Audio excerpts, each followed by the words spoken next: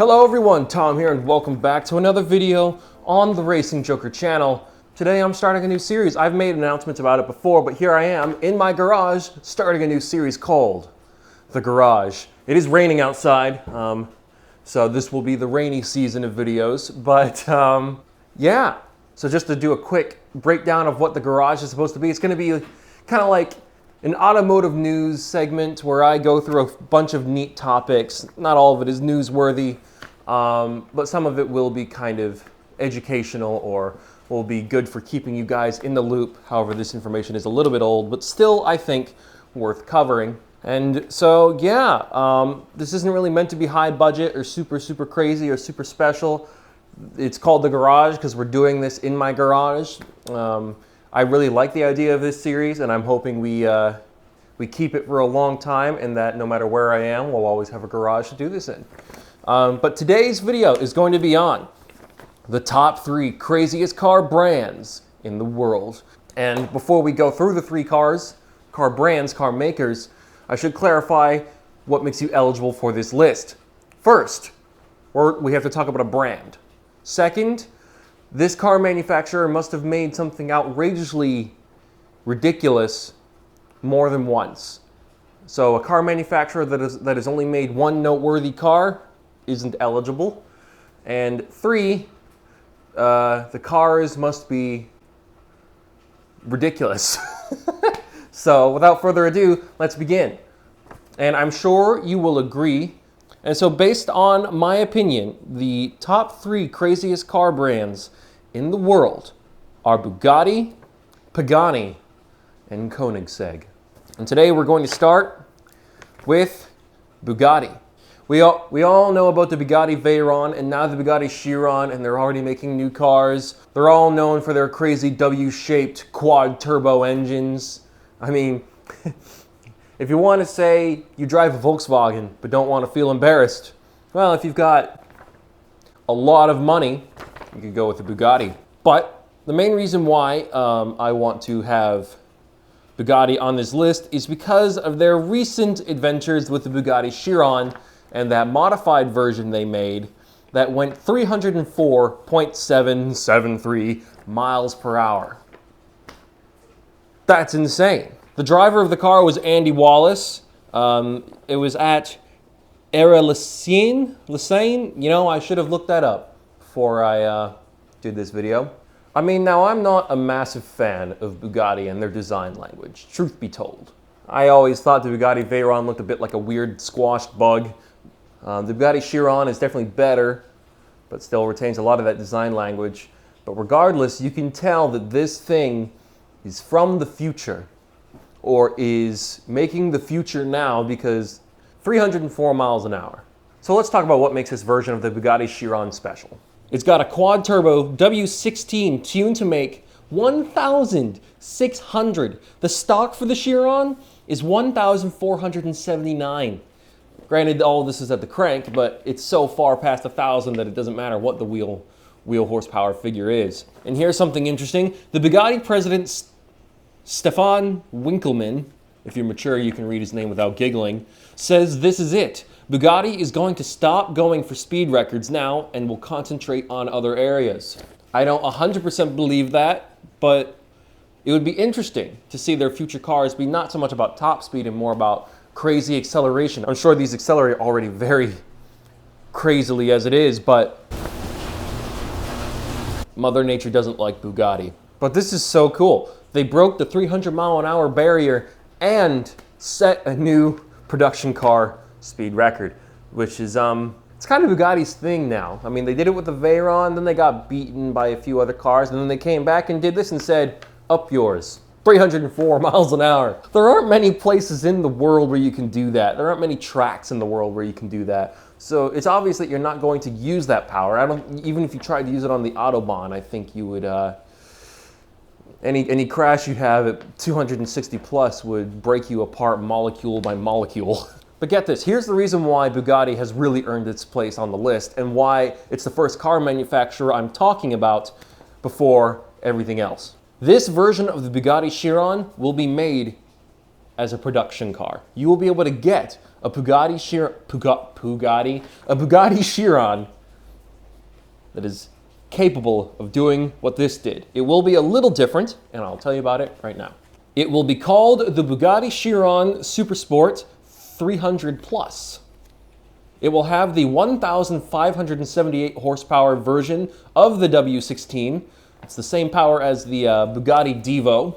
The standard ride height and standard seats will be retained in the street car. This car did not have that. It is lowered, obviously, and it doesn't have those seats.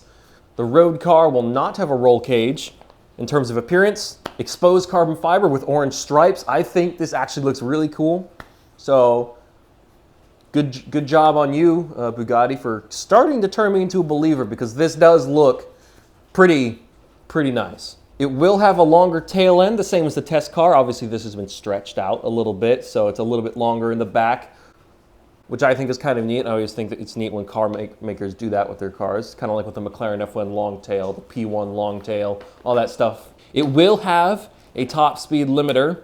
I'm just going to say most likely below 300 miles an hour. I don't think Bugatti wants people doing that ever. Can you imagine how expensive those tires would be? What those tires are made of?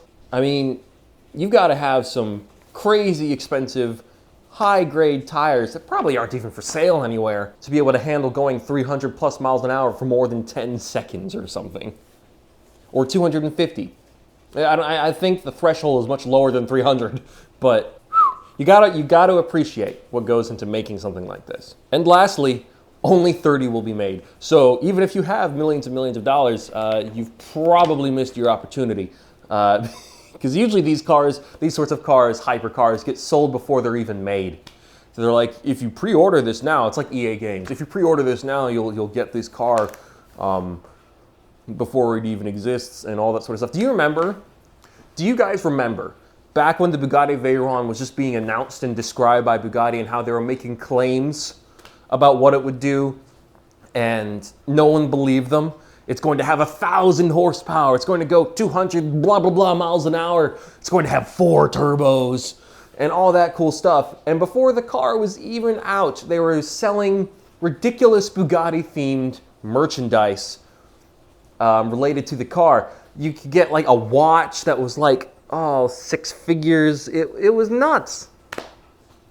I don't know if they've done anything like that for this, but it was crazy. But Bugatti is on this list for a reason. Up next is Pagani, and we all know the Zonda, all right? We all know the Zonda, but today we're talking about the Huayra. The Pagani Huayra is powered by a 720 horsepower 6-liter twin-turbo V12 from AMG. And get this, it's dry sump. That's stuff that race cars use. You usually only find dry sump systems in race cars. It's got a titanium exhaust with hydroform joints and Inconel silencers. The body and chassis is a blend of carbon fiber and titanium. At one point in time, I was told it's called carbotanium. Very interesting. It's got a 2.8 second 0 to 60 and a 238 mile per hour top speed. So it's no slouch. It's not going to go 300 miles an hour, but you're going to be faster than 99.9% of the world. So, and you're going to be looking awesome doing it. I mean, look at that. It's got a 7-speed gearbox from X-Track, one of the best gearbox manufacturers in the world. Some of the best race cars use gearboxes from X-Track. And so to have an X-Track transmission in a road car is, it goes to show that they haven't spared any expenses. Spared no expense. And it's got gold wing doors. So if you like Back to the Future, but want something a little bit more well-built than a DeLorean, you can get a Huayra if you've got the money. And now I've got an interesting question for you guys. We all know that Pagani is not unfamiliar with making bespoke versions of their production cars or like limited availability or whatever. So I'm thinking, well, here's the question. Does the Huayra need a bespoke version like the Pagani Zonda 760 RS? Here's my idea, right? A Huayra 800 RS, since the BC Roadster has the most power with 789. I'm sure they could get up to 800, no problem. And we could give the Huayra 800 RS a similar wing to the 760s, because I think those wings look awesome, and I think the wing on some of these versions of the Huayra look a bit strange. I'm sure they're functional and very useful, but I just don't think they look very good. I'm a bit more boy racer, street racer in terms of wing style. But a Huayra 800 RS, an 800 horsepower, limited availability. That's the way to do it these days, to fabricate scarcity and value. Let me know what you guys think, whether they should do something like that. A Huayra 800 RS, kind of like the 760 Zondas. All right, and now, last but definitely not least, in any field, any spectrum, any group, we've got Koenigsegg. And there are many cars Koenigsegg has made that could very easily justify their place on this list, but today we're just going to be focusing on the Agera R final editions, Vader and Thor. Vader and Thor are the two only Agera R FEs in existence. They're ridiculously special, no expense spared, unnecessary expenses made. Let's just talk about it. I only need to talk about a small handful of things, and you guys will go, yep, Koenigsegg deserves to be here. Both cars have the 1,360 horsepower engine from the Agera 1.1.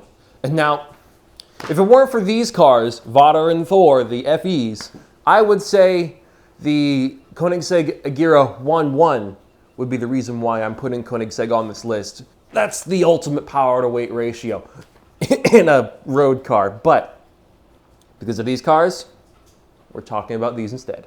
So 1,360 horsepower. Pretty nice. So let's talk about Thor. Thor is finished in two-tone clear carbon with diamond flakes.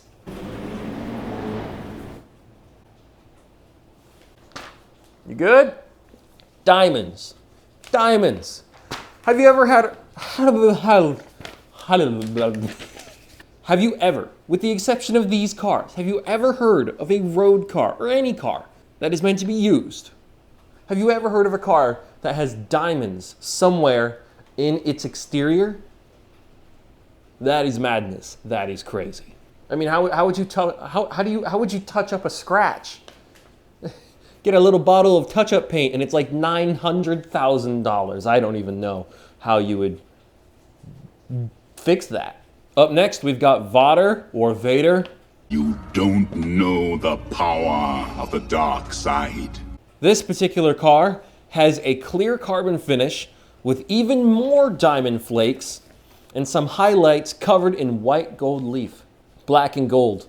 One of the very safe color combinations, if I don't mind my saying. So these cars are fast, rare, and made with some of the most expensive stuff ever. And then, of course, you know, I'm sure a lot of you are going to scream at me in the comments for not talking about the Koenigsegg Agera or Agera. I have no idea how to pronounce that, by the way. No idea. I mean, it took me a while to figure out how to say Huayra, because wow. The Koenigsegg Agera, with its really, really interesting transmission, which is something we could talk about in a future season. It's not planned anywhere here. But oh, definitely insane. So yeah, thank you guys for watching today's episode of The Garage. That is the top 3 craziest car manufacturers in the world. Koenigsegg, Pagani, and Bugatti. If you disagree, name a car manufacturer, but remember the rules I described before. So anyways, thank you guys so much for watching, and I will see you all in the next episode. Take it easy, everybody.